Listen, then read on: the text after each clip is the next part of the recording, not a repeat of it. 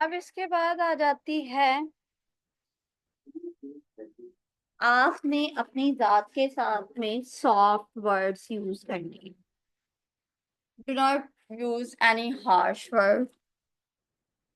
देखें, हम इंसान हैं, हम बिल्कुल भी कोई वो नहीं है कि हम ये बात कहते हैं कि मैं तो हमेशा ही सही हूँगा, मुझसे कोई गलती नहीं होगी, या मैं कभी भी कोई गलत काम नहीं कर सकता। It's not possible.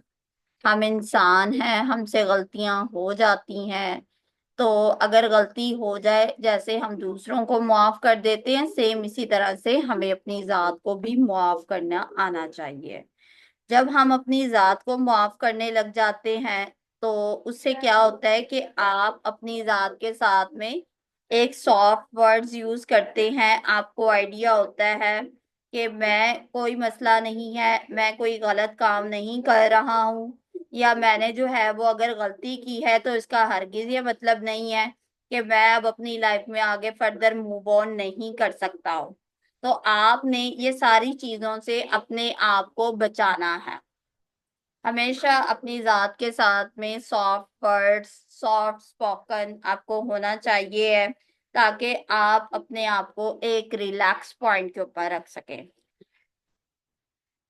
एक ये चीज होगी, फिर बाद में आप दूसरों को ब्लेम करना बंद कर दें। अच्छा, आपको मैं एक बात बताऊं कि जो लोग दूसरे लोगों को हर वक्त ब्लेम करते रहते हैं ना, उन लोगों के रिलेशनशिप बहुत खराब होते हैं। लोग उन लोगों के साथ में इतना ज्यादा बोलते नहीं हैं, उन लोगों के साथ में इतना ज्यादा कॉन्वर्सेशन नहीं की जाती है। उसकी यही रीजन होती है कि उनसे जब भी बात की जाएगी, वो यही कह रहे होंगे, दूसरे इंसान को ब्लेम कर रहे होंगे, दूसरे इंसान को कह रहे होंगे कि इसने मेरे साथ में ऐसे किया, इसने ऐसे किया, इसने ऐसे किया, इसने मेरे साथ में बहुत ज्यादा गलत किया। ठीक है ना? तो उससे क्या होता है, जब हम हर वक्त शिकवा शिकायतें दूसरों को क्रिटिसाइज करते हैं, तो उससे क्या होता है कि लोग ना हमारी जात से साइड पे होना स्टार्ट हो जाते हैं। लोग क्या करते हैं, लोग कहते हैं कि इस पर्सन के साथ में इतनी ज्यादा कनेक्टिविटी नहीं रखनी है, क्योंकि अब अगला पर्सन भी आपको कब तक सुनेगा। हमारा तो काम है सुनना लोगों को, ठीक है, लेकिन हर बंदा आपको सुने ये क्यों है? और क्या लोगों के पास में अपनी जिंदगियों के मसाइल नहीं है? आप किसी को, आज तो ऐसा दौर आ गया है, लोगों को 2 मिनट या 3 मिनट कोई बात सुना दो ना, आगे से अगली बात ये होती है, भाई चुप कर जा, हमारे तो अपनी जिंदगी के मसले बहुत ज्यादा है, हम तो उसी को उठा लें, उसी के ऊपर यानी कि चल लें तो बहुत ज्यादा। ऐसे बहुत सारे केसेस आते हैं मेरे पास में, जब वहां पे यही चीज होती है कि हर वक्त दूसरों को ब्लेम करते रहना, ब्लेम करते रहना, चुप ना करना, खुद रोना, विक्टिम माइंडसेट बन जाना कि नहीं इसने ये गलत किया। हाँ ठीक है, मैं ये भी नहीं कहती हूँ, आई एम नॉट सेड कि नहीं किया होगा आपके साथ में। मैं ये भी नहीं कहती हूँ कि हर बंदा, अब कोई भी बंदा दूसरे इंसान की क्या इंटेंशंस है, वो आपके साथ किस वजह से कनेक्ट हुआ है, आप नहीं जानते हो। इतनी लोगों की नहीं होती एबिलिटी दूसरे लोगों को चेक करने की। अगर किसी इंसान ने आपके साथ में अब गलत कर दिया है, अब इसका मतलब ये तो नहीं है कि अब आगे मूव ऑन नहीं करना है। मूव ऑन करना तो इट्स अप टू यू, ये आपके अपने हाथ में है ना कि अब आपने वहां से मूव ऑन करना है कि वहीं पे बैठ के रोते रहना है। अब अगर बाज औकात ये चीज होती है कि लोगों के पास बहुत सारी हेल्पिंग हैंड्स होते हैं, एक बंदा उसके साथ में कोई धोखा कर जाए, वो सारे हेल्पिंग हैंड्स को साइड पे उठा के फेंक देगा और सिर्फ एक बंदे की मिस्टेक को याद रखेगा, इसने मेरे साथ में गलत क्यों किया था। सारे ही ऐसे करते हैं, वो ब्लेम करना स्टार्ट कर देगा। अब इसके बाद आती है इमोशनली इंटेलिजेंस। कुछ रिसर्चेस ये बात करती हैं कि अगर एक पर्सन इमोशनली इंटेलिजेंस उसको आती होगी, तो अगर उसका आईक्यू कम है, यानी कि इंटेलेक्चुअल फंक्शनिंग, वो अगर उसकी इंटेलिजेंस कम है तो भी कोई खास फर्क नहीं पड़ेगा अगर वो इमोशनली तौर पे इंटेलिजेंस। क्योंकि जिन लोगों के इमोशंस अनस्टेबल होंगे, उनके रिलेशनशिप हमेशा सफरिंग में जाते हैं। रिलेशनशिप हमेशा उनके खराब होंगे, वो आउटब्रस्ट हो जाते हैं, वो सडन पैनिक हो जाते हैं, उनको कंट्रोल नहीं रहता है, वो 1 मिनट में किसी भी इंसान की लाइफ की बहुत अच्छी की हुई आदत को 1 मिनट में उसके मुंह के ऊपर दे मारते हैं, क्योंकि उनके अंदर जो है इमोशनली इंटेलिजेंस नहीं होती है। That's why they are believing to other.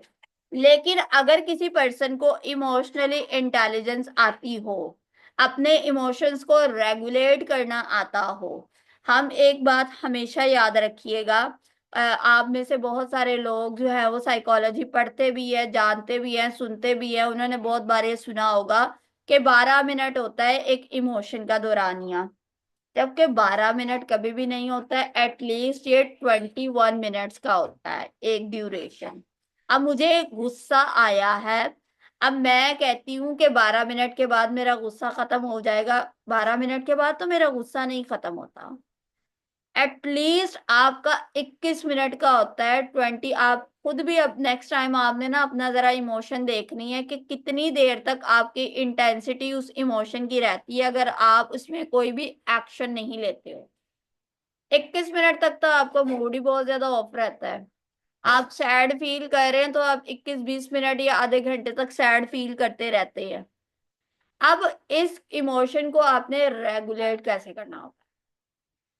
अब अगर एक बंदे को गुस्सा आया, आप उसे को हंस के दिखाओ, रो के दिखाओ, सो के दिखाओ, खा के दिखाओ, वो कभी भी नहीं करेगा, क्योंकि एक इंटेंसिटी इतनी ज्यादा है। अब गुस्सा आया, उसका तो दिल करेगा किसी के मुंह के ऊपर थप्पड़ दे मारूं, चीज उठा के फेंक दूं, ऊंची ऊंची आवाज में शाउट करूं, ये उसका दिल कर रहा होगा क्योंकि ही इज एंगर। लेकिन अब वो क्या कुछ कर सकता है, और वहां से मूव ऑन कर सकता है, वो पानी पी सकता है, वो वहां से किसी एक्टिविटी में अपने आप को एंगेज कर सकता है, वो कोई काम करना स्टार्ट कर सकता है, वो मोबाइल के ऊपर स्क्रॉलिंग कर सकता है, वो कुछ भी कर सकता है, वो एक्टिविटीज में अपने आप को एंगेज कर सकता है। That's called a emotion regulation. एक बटन चल रहा था, मैंने उस बटन को स्विच कर दिया, दैट्स कॉल्ड इमोशन रेगुलेट कर दिया। डिमर देखा है ना आपने फैन का, डिमर को हम मूव ऑन कर देंगे तो वो स्लो हो जाएगा, मूव ऑन कर देंगे तो वो फास्ट हो जाता है। ये चीज होती है इमोशन रेगुलेशन में। हम इमोशंस को कंट्रोल नहीं कर सकते, लेकिन हम अपने इमोशंस को रेगुलेट जरूर कर सकते हैं। अब दूसरी चीज आती है,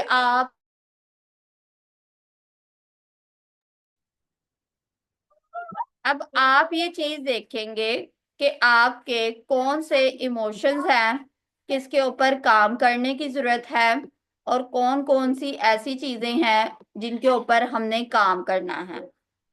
एक ये चीज होगी। अब आप ये देखें कि आपके कौन कौन से लाइफ के गोल्स हैं, किन चीजों के ऊपर आपने काम करना है, अपने गोल्स को आइडेंटिफाई करें। आपको पता चल गया मैं विक्टिम माइंडसेट हूँ, मेरे ये फ्लॉज हैं, ये कॉजेज हैं, आप उन सारी चीजों के ऊपर अब वर्क करना स्टार्ट कर दें। आपका एरो अब दूसरों की बजाय अपनी जात की तरफ जब आ जाएगा ना, आपको एहसास होने लग जाएगा कि मैंने कहाँ कहाँ काम करना है। अपने गोल्स बनाए, अपने लाइफ के गोल्स बनाए। अब जो वक्त गुजर गया है, आप उस वक्त को वापस नहीं लेके आ सकते, आप उसको सही नहीं कर सकते हो। या तो आप में से कोई पर्सन कह दे कि मैं अपनी लाइफ के पास में जाके उसको रिपेयर करके आ सकता हूँ, जिन लोगों ने आपके साथ में बुरा किया, मैं उन लोगों को जाके मना कर सकता हूँ कि मेरे साथ में बुरा ना करो। आप कोई भी ऐसी चीज नहीं कर सकते। आप क्या कर सकते हैं कि आप अपने प्रेजेंट को सिक्योर कर सकते हैं। आप अगर उस चीज को, जो वक्त गुजर गया है ना, उसको आप भूल जाएं। आपके पास एक न्यू पेज है, आपके पास एक न्यू पेंसिल है, आपने खुद लिखना है इसके ऊपर। अब तो आपको पता चल गया है ना अपनी लाइफ में कि कहाँ कहाँ मैंने गलतियां की हैं। अब सीखें, लोगों से सीखें, आपको सोसाइटी सिखा रही है, day by day her person आपको सिखाता है, यूनिवर्सिटीज में आपको फ्रेंड सिखाते हैं। ठीक है। अब मेरी आज की क्लास हुई, आज की क्लास में एक लेक्चर होता है, हमारे लेक्चर्स होते हैं एक, यानी कि हम लोग हायर एजुकेशन लेते हैं, हम कोई छोटे बच्चों वाली तो है नहीं एज, ठीक है।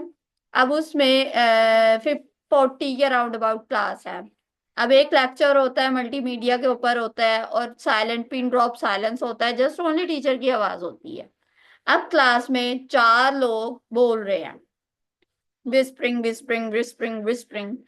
अब जो टीचर की बात है वो समझ नहीं आ रही है। अब मैंने अपनी क्लास में सर को कहा कि सर, पीछे जो है ना वो बच्चियां बोल रही हैं, तो काइंडली उन्हें कहेंगे stop conversation, do not whispers, because I am disturb. तो सर ने ना विद इन सेकेंड में जज किया। उन्होंने आगे से कहा कि ये लड़की आपकी क्लास के हक में नहीं, that's called a judgemental behaviour.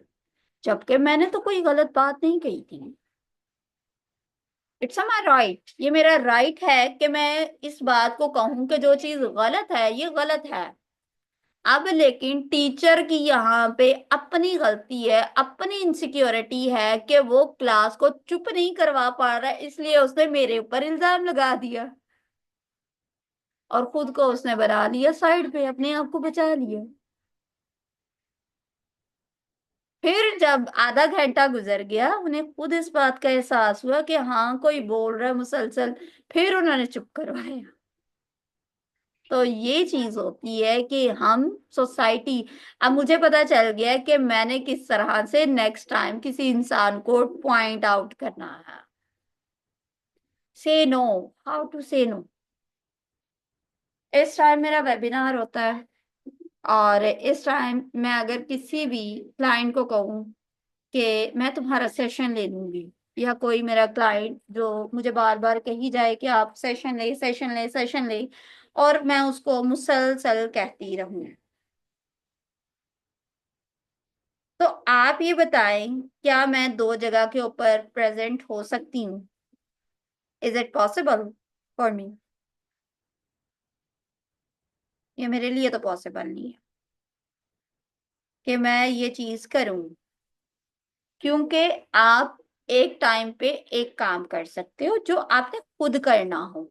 अब क्लाइंट का 1 to 1 सेशन में खुद लेती हूँ, मैं किसी को रेफर तो नहीं करती हूँ, या अपने किसी स्टूडेंट को तो नहीं कहती हूँ कि वो मेरे क्लाइंट को डील करे। अब अगर मैं उसको भी हाँ मिला दूं और यहाँ पे भी मैं देखूं, तो उसके लिए डिस्टर्ब ना मेरा क्लाइंट होगा ना आप होंगे, डिस्टर्ब मैं हो जाऊंगी, because it's not possible for me. तो इसीलिए आपको पता होना चाहिए कि आपने किस पॉइंट के ऊपर नो कहना है। ये चीज, how to say no, this is a very unique quality. हम लोग कभी भी इनकार नहीं करते।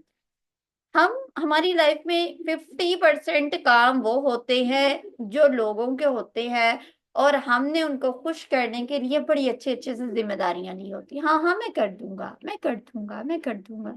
कोई मुझे, कोई इंसान कोई काम कहे ना, अब मेरा तो एक बिजी स्केड्यूल है, मेरे लिए तो मैं किसी को 6 6 दिन रिप्लाई भी नहीं करती हूँ। लोग 6 6 दिन मैसेजेस करते रहते हैं, मैं फिर जाके चेक करती हूँ हर 1 वीक के बाद, स्क्रॉल डाउन करती हूँ, क्योंकि मैं डेली 50 लोगों से बात करती हूँ। अब स्क्रॉल डाउन करके देखूंगी, अच्छा इसका ये मैसेज आया था, मैंने ये करना था। अब इन चक्कर में मैं वो काम करने लोगों को करने लग जाऊं कि हाँ हाँ मैं ये कर दूंगी, मैं ये कर दूंगी। लोग तो, लोगों का काम बिल्कुल साइड पे हो जाएगा, लेकिन मेरी लाइफ और ज्यादा डिफिकल्ट बन जाएगी। तो मैं कभी भी किसी भी इंसान को नो ही करती हूँ मोस्टली। मैं लोगों को क्यों मना करती हूँ कि मैं आपसे इनबॉक्स में आपसे बात नहीं कर सकती, because I know very well कि मेरे पास टाइम नहीं है। टाइम होगा तो किसी को सुनूंगी। तो इसीलिए आपने हमेशा नो की आदत को अपनाना है। आपको पता होना चाहिए कहाँ मैंने नो कहना है, it's necessary in your life. और यहाँ तक थी आज की, आई थिंक सो। एक और है, वो मैंने लास्ट की ऐड की थी, सीबीटी की कुछ टेक्निक्स ऐड की हैं। CBT one of the best therapy for mental disorders को ट्रीट करने के लिए कॉग्निटिव बिहेवियरल थेरेपी होती है। और इसमें ये चीज होती है कि हम जो है वो एक नेगेटिव इमोशंस कॉग्निशंस के ऊपर काम करते हैं, एक नेगेटिव बिलीफ पैटर्न्स एक इंसान कैसे वर्क करता है, उसके माइंड में एक कॉग्निशंस होती है, एक यानी कि कॉग्निटिव फंक्शनिंग होती है, और उसके बाद जो है वो उसकी लाइफ में उसके अकॉर्डिंग उसके बिहेवियर्स बनते हैं। अगर एक इंसान की कॉग्निशन के ही अंदर एरर आ जाएगा ना, जैसे डिप्रेशन में आ जाता है, ट्रॉमास में आ जाता है, एंजाइटी में आ जाता है, ये आपकी कॉग्निशंस में ही एरर होते हैं। आप अपने लाइफ के bad events, bad words, bad behaviours उसके ऊपर स्टक है, मनफी सोच रहे हैं ना आप इस वजह से अपनी लाइफ में आगे मूव ऑन नहीं कर पा रहे हैं। तो वो जो आप जिस पॉइंट के ऊपर स्टक होते हैं, हम पहले उसकी आइडेंटिफाई करते हैं। आइडेंटिफाई करने के बाद फिर उसकी कॉग्निशन को रैशनल कर देते हैं, जो कि करेक्ट होती है, और फिर उसके बाद देखते हैं कि अब इसकी थिंकिंग किस तरह की हो गई है। That's called a CBT, and CBT is never ever Jacques.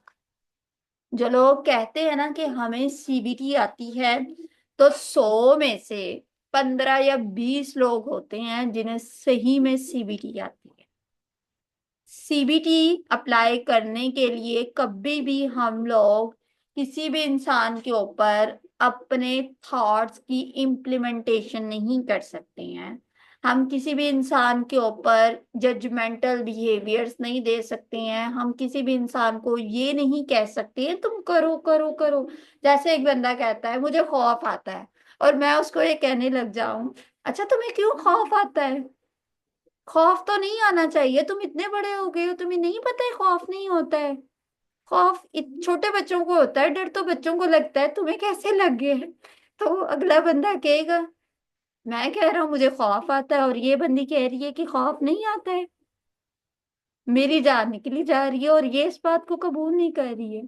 ये होती है कि आप you are a non professional behaviour. अब मैं इस खौफ को चैलेंज करके आपको बता दूं इसको किस तरह से हम लोग रिमूव कर दें। ऐसे तो एक्सपोजर एंड रिस्पॉन्स थेरेपी के जरिए से होता है, लेकिन मैं आपको थोड़ा बहुत हिंट देती हूँ कि किस तरह से रिमूव किया जाएगा उसकी सीबीटी के थ्रू।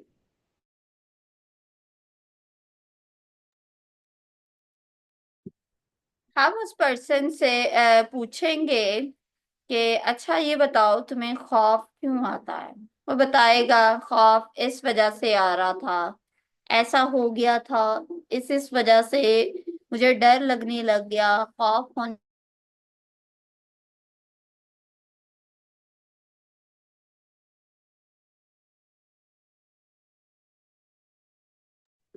तो फिर जब वो इंसान हमें बताएगा ना कि मुझे इस वजह से खौफ हो रहा था, मैं इस वजह से खौफजदा हो गया क्योंकि मैंने मनफी सोचा था, हम फिर उस इंसान को कहेंगे अच्छा तुम ये बताओ क्या वो इंसिडेंट से तुम्हारी लाइफ को कोई इशू थ्रेट हुआ? क्या तुम उसके बारे में अगर सोच रहे हो, क्या वही टाइम है जिस टाइम में तुम्हारे साथ में ऐसा हुआ था, या तुम उसी टाइम के ऊपर मौजूद हो? तो वो बताएगा कि नहीं अब तो वो थॉट नहीं है, वो चीज सिचुएशन तो नहीं है। तो हम कहेंगे जब वो सिचुएशन नहीं है लेकिन तुम अभी तक फिर क्यों खौफजदा हो? तुम्हें अपनी लाइफ में उस पॉइंट से आगे नहीं बढ़ना चाहिए। और अगर तुम अपने थॉट को इसको अपने जहन के ऊपर सवार कर लेते हो, तो फियर तो हमेशा फ्यूचर का होता है। तुम ये बताओ कि तुमने अपने फ्यूचर को देखा है? तुम ये जान सकते हो कि कल को क्या होगा? तुम ये बता सकते हो कि घर से निकलोगे तो तुम अपनी मंजिल पे पहुंचोगे या नहीं पहुंचोगे? क्या मैं अगला लफ्ज अपना अदा कर सकती हूँ? क्या तुम मुझे इस बात की गारंटी दे सकते हो कि ऐसा होगा? तो कोईगा नहीं। तो हम कहेंगे फिर ये बताओ सही कि तुम्हारा आने वाला वक्त बुरा होगा, how is that a possible? फिर उसके अंदर एक इनसाइट डेवलप हो जाती है। वैसे इसको हम लोग फियर को ऐसे चैलेंज नहीं करते हैं, ये तो जस्ट ओनली सीबीटी की एक एग्जांपल है। इसके लिए हम लोग proper ERP, exposure and response therapy जो है ना वो अप्लाई करते हैं। एक्सपोजर बहुत अच्छी है फोबियाज के लिए, ट्रॉमास के लिए, ये सारी चीजों के लिए जो है ना एक्सपोजर एंड रिस्पॉन्स थेरेपी बहुत अच्छी होती है। प्रॉब्लम सॉल्विंग स्किल्स है, जर्नलिंग है।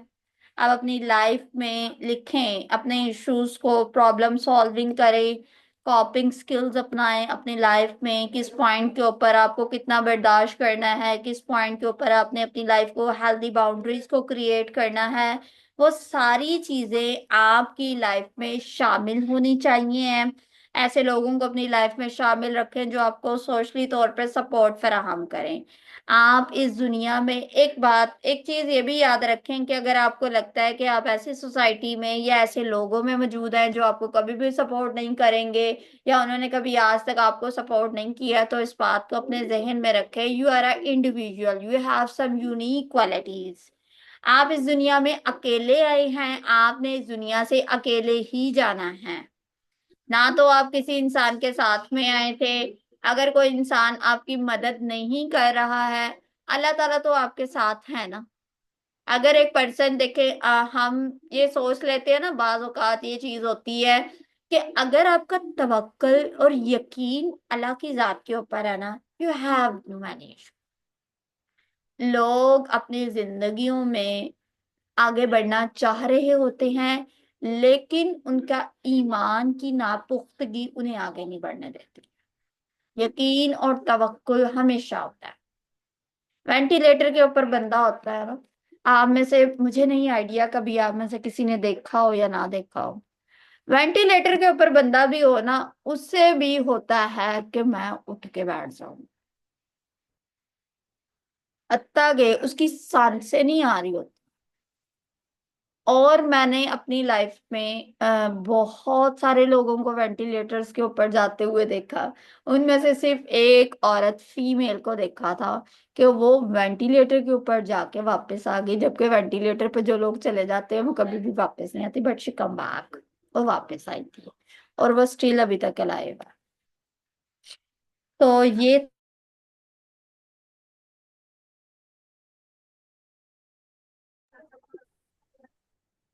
जी, अब आप अपने आंसर क्वेश्चंस कर सकते हैं।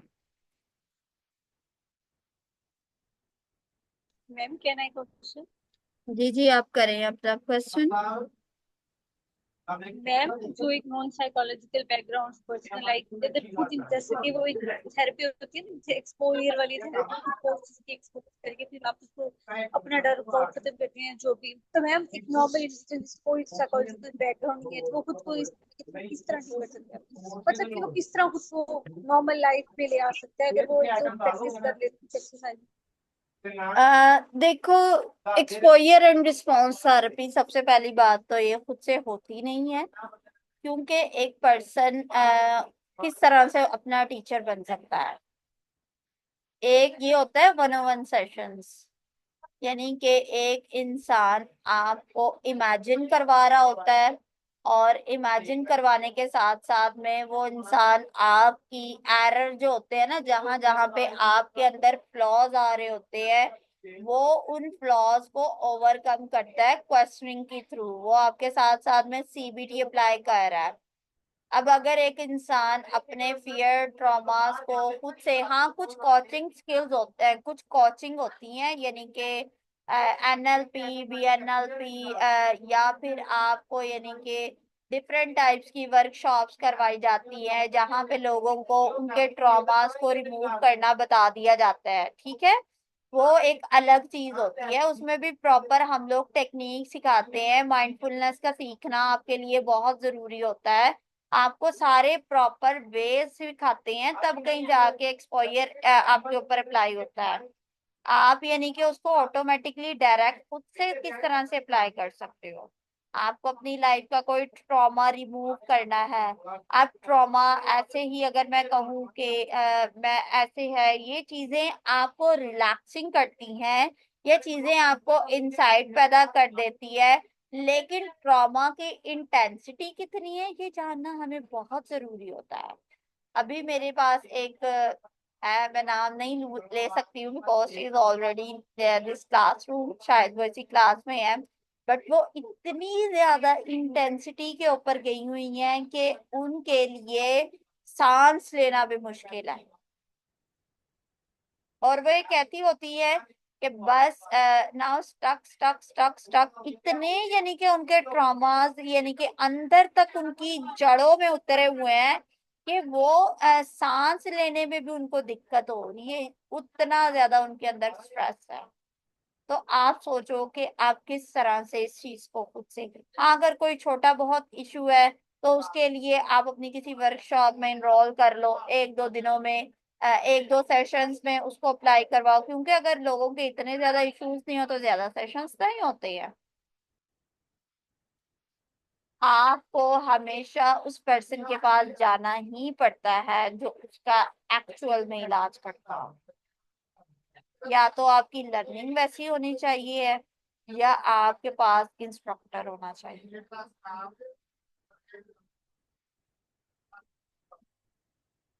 ठीक है, जी मिल मैम, गया थैंक आपको। यू। मैम एक और क्वेश्चन ये है कि बाउंड्रीज किस तरह सेट की जाए, मतलब ब्रेक, एक पर्सन की ओके। ग्रोथ विदाउट बाउंड्रीज हुई है, अब अडल्ट एज में उसको ये अंडरस्टैंड करना बहुत मुश्किल है कि मेरी बाउंड्री में ये चीज भी नहीं होगी। हाँ वो नो तुम कहते हैं नॉर्मली, लेकिन ना अपनी बाउंड्रीज को अडल्टहुड में किस तरह रिकॉग्नाइज करके अप्लाई किया जा सकता है। अच्छा ठीक हो गया, मैं आपको बताती हूँ इसका आंसर। अच्छा देखो, एक बात होती है बाउंड्री। बाउंड्री क्या है? एक बाड़ है, जैसे हमारे घरों की बाउंड्रीज होती है ना, ये मेरा घर है, इसके अंदर डोर और लॉक है, इसमें सिर्फ वही पर्सन आ सकता है जिसे मैं अलाउ करूंगी, जिसे मैं अलाउ नहीं करूंगी वो मेरे घर में दाखिल नहीं हो सकता। That's called a boundary. अब ये रिलेशनशिप में बाउंड्रीज कैसे क्रिएट की जाती है? आपको पता चल गया कि ये पर्सन जो है वो आपकी लाइफ में शामिल है, आप इसको नहीं निकाल सकती हो। समझ लो कि आपके माँ बाप ही हैं या आपके हस्बैंड हैं या आपके बहन भाई हैं, जो आपको बार बार पिंच कर रहे हैं, जो आपको कह रहे हैं कि नहीं नहीं नहीं नहीं नहीं ये चीजें हैं। अब आपने उसके साथ में एक बाउंड्री क्रिएट कर लेनी है कि ये मेरी बाउंड्री है, और इसके अंदर अगर आपका वो वाला पर्सन जो आपको डिस्टर्ब करने की कोशिश करता है, आपने उसको शट अप कॉल देनी है। अगर आप शट अप कॉल देना उसको सीख लेते हो, उसे ये बताना होता है कि भाई ये तुम्हारी बाउंड्री है और तुमने इतना ही रहना है, तुमने इसके अंदर नहीं आना है। अगर तुम अंदर आओगे तो ये तुम्हारे लिए अफेक्टिव होगा। जब आप एक बार किसी इंसान को इस चीज के लिए कहोगे, दूसरा इंसान उसमें बिल्कुल भी इन्वॉल्व होने की कोशिश नहीं करेगा। हमने कभी किसी भी इंसान को हेल्दी बाउंड्री सेट करते देखा ही नहीं। मेरी एक है, मेरी ना क्या कहते हैं, एक क्लाइंट है, वो बाइपोलर की है। वो मैंने उसको बहुत ज्यादा ट्रीट किया। वो मुझे इतनी वर्स्ट सिचुएशन में मिली थी कि वो सुसाइडल आइडिएशन के साथ में थी, and she always said to me, आप मेरे लिए दुआ करें कि अल्लाह मुझे मौत दे दे। वो बोलती नहीं होती थी। उसे बुलवाने के लिए मुझे कितने सेशंस करने पड़े थे उसके साथ में रैपो को बिल्डअप करने के लिए, बिकॉज वो इतनी ज्यादा डिप्रेशन की स्टेट में थी। आप क्योंकि इसमें मेनिया भी होता है और साथ में हाइपोमेनिया, मेनिया और डिप्रेशन होता है। वो डिप्रेशन की स्टेट में थी, ना कपड़े बदलती थी ना खाना। तो आपने जो है ना उस पॉइंट के ऊपर जाके उस पर्सन के आप वो करेंगे, तो आपने फिर उस पॉइंट के ऊपर जाना है, और उस पॉइंट के बाद आप उस पर, उसने पता फिर क्या किया, वो फिर उसकी ना मेडिसिन स्टेबल थी और ना उसका किसी भी काम में दिल लगता था, और वो बहुत ज्यादा डिप्रेस थी। उसने कभी भी अपनी लाइफ में हेल्दी बाउंड्री सेट नहीं की, उसे बोलना नहीं आता, वो कभी भी इतना बोलती नहीं है। उसकी हैबिट्स होती है ना, हर पर्सन की एक अलग अलग नेचर है। उसने कभी उसको मार पड़ जानी, कुछ भी हो जाना, इतना कुछ उसकी लाइफ में हुआ। उसके बच्चे किसी भी टाइम के ऊपर उससे ले लिए जाते हैं और उसको उसके माँ बाप के घर भेज दिया जाता है, और कह दिया जाता है कि अब तुम अपने माँ बाप के घर चले जाओ, और वो अपना कपड़े वगैरह लगेज पैक करके वापस अपने माँ बाप के घर आ जाता है। उसके लिए उसकी बीमारी एक गुनाह है जिसमें उसका कोई कसूर भी नहीं, लेकिन लोग उसको उस गुनाह की सजा देते हैं। अब उसको, अब मैं उसके मियाँ को तो नहीं ना छुड़वा सकती, तलाक तो नहीं ना मैं उसको दिलवा सकती, ना मैं उसको ये कह सकती हूँ कि तुम अपने बच्चे छोड़ दो। अब मैंने तो उसको एम्पावर करना है, क्योंकि मेरे पास तो इलाज करवाने के लिए वो आई है। तो उसको एम्पावर करने के लिए मैंने उसको, जैसे सही वाला बंदा होता है ना, कि हम किसी इंसान को इनिशियल स्टेज के ऊपर वर्क करते हैं, मैंने उसकी इनिशियल स्टेजेस के ऊपर काम किया। मैंने उसको बताया कपड़े कैसे बदले जाते हैं, ख्याल कैसे रखना चाहिए, अपना तुमने कैसे ख्याल रखना है, तुम कौन कौन सी एक्टिविटीज कर सकती हो। मैंने उसको एक एक एक एक एक, एक चीज के ऊपर उसके काम करती गई। जैसे जैसे मैं उसके ऊपर काम करती गई, वो इतनी ज्यादा इम्पावर होगी कि उसे पता चल गया कि मेरे ये मामलात है, यहाँ तक मैंने किसी इंसान को बोलने देना, इससे अगले मैं अगले बंदे को नहीं बोलने दूंगी। और वो बोलने भी नहीं देती थी। वो यानी कि चुप करके वो फिर बोलने लगी, और इतना ज्यादा बोलने लगी थी कि वो अपने मियाँ को कहा करती होती थी, अच्छा अगर तुम मुझे पैसे नहीं ना दोगे, तो मैं अपने जवाई साहब को, क्या कहते, जो उसके बहन का ही मियाँ था, उसको कहती थी कि आपके पास उनके जो पैसे आए हैं ना, उसमें से मुझे दे है पैसे, आपने नहीं ना देने हैं तो उन वाले पैसों से मुझे दे दे। वो एम्पावर हो गई। बट जैसे ये वेदर चेंज होते हैं, तो इसके साथ में उनको इश्यूज होते हैं, और वो फिर अभी थोड़े से इश्यूज के साथ में चल रही है। बट वो वाली उसकी स्वेयर कंडीशन है, कि जिस स्वेयर कंडीशन के ऊपर मैंने काम किया था, अभी भी उसके कुछ लाइफ के इश्यूज हैं। अब क्योंकि एक इंसान दूसरे इंसान को भी कॉपिंग आनी चाहिए, बाइपोलर एक क्रॉनिक मेंटल डिसऑर्डर होती है। फैमिली को बताया जाता है कि आपने इस इंसान को पिंच नहीं करना है, लेकिन उसकी बीमारी को भी उसका गुनाह समझा जाता है। तो ये that's called a healthy boundaries, और इसको ऐसे सेट किया जाता है। इसके अलावा किसी और का कोई क्वेश्चन है?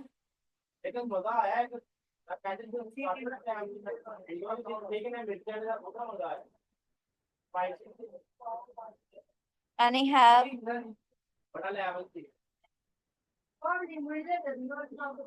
मेरे पास यहाँ पे चैट बॉक्स में किसी के भी कोई क्वेश्चन नहीं शो हो रहे, क्योंकि एक दो बार मीटिंग डिस्कनेक्ट हुई है।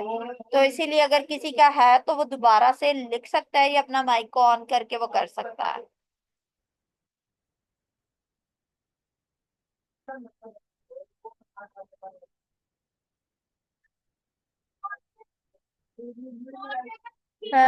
अच्छा जी, आवाज क्यों नहीं आ रही है, आपको मैं क्या बोल। लगता है कि पाकिस्तान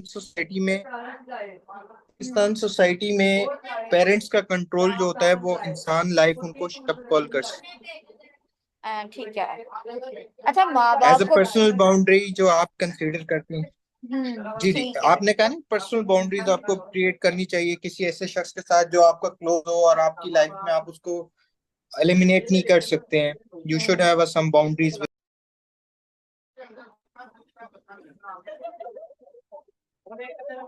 ठीक है, मैं आपको बता। अब इसमें पता है क्या होता है कि अपने पेरेंट्स के साथ में हमने किस तरह से हेल्दी बाउंड्रीज को सेट करना है। हमने ना, हम एक ऐसी सोसाइटी में रहते हैं जहाँ पे ना, यानी कि आप कह लें कि पेरेंट्स जो हैं वो कंट्रोलिंग है। माँ बाप को ऐसा लगता है बच्चे हमारी जायदाद है, जबकि बच्चे हमारी जायदाद नहीं होते हैं। बच्चे ना एक दरख्त की तरह होते हैं। एक ट्री होता है ना, एक बंच होता है, एक ट्री होता है। अब उसको क्या करता है गार्डनर, पानी दे सकता है, उसको देख धूप दे दिलवा सकता है, ठीक है ना, उसको जो सन की चाहिए है, बेस रेस वगैरह, वो दिलवा सकता है, या फिर उसको अच्छे से कट ऑफ कर सकता है, उसको और ज्यादा ग्रोइंग खूबसूरत बना सकता है। यही काम होता है माँ बाप। माँ बाप बच्चे को खाना खिला सकते हैं, बच्चे को बता सकते हैं ये अच्छा है ये बुरा है, तुम्हें ये काम करना चाहिए, ये काम करोगे तो तुम्हें जो है वो ये कर जाएगा। लेकिन पाकिस्तान की सोसाइटी में और बाहर की सोसाइटी में भी बहुत सारी जगहों पे ऐसा ही होता है कि माँ बाप समझते हैं ये हमारी जायदाद है, जैसे जायदाद पे किसी और का हक नहीं होता है, इसीलिए बच्चों के ऊपर भी उनकी अपनी जात का भी कोई हक नहीं होता। They are always try to control. अब आप ये देखें, आप अपने पेरेंट्स को नहीं छोड़ सकते, आप ना अपने पेरेंट्स को ये कह सकते हैं, हमारे पेरेंट्स को ना एक चीज बतानी और समझानी बहुत मुश्किल है कि आप हमें कंट्रोल नहीं कर सकते। वो आपको फौरन से ये जवाब देंगे, हमारा बाप ना बनो या हमारी माँ ना बनने की कोशिश करो। आपने क्या करना है कि आपने एक साइड पे हो जाना। आप उनको सुने जरूर, लेकिन आप वो करें जो आपके हक में बेहतर है। हम डिसोबे नहीं कर सकते अपने पेरेंट्स को। अगर आपको लगता है कि आपके अम्मा अब्बा समझ जाएंगे, देन इट्स ओके। अगर आपको लगता है कि आपके अम्मा अब्बा बिल्कुल भी नहीं समझने वाले हैं, तो आपने अपनी लाइफ में बहुत लिमिटेड हो जाना है। आपने उन उन चीजों में, और आपको पता हो कि कहाँ पे मैंने इनकार करना है, हाउ टू से नो। आपकी जिंदगी का कोई फैसला है, आपने अपनी एजुकेशन लेनी है, तो आपने बोलना भी होता है। it's like in, I mean, in ideally, see, you can say these words.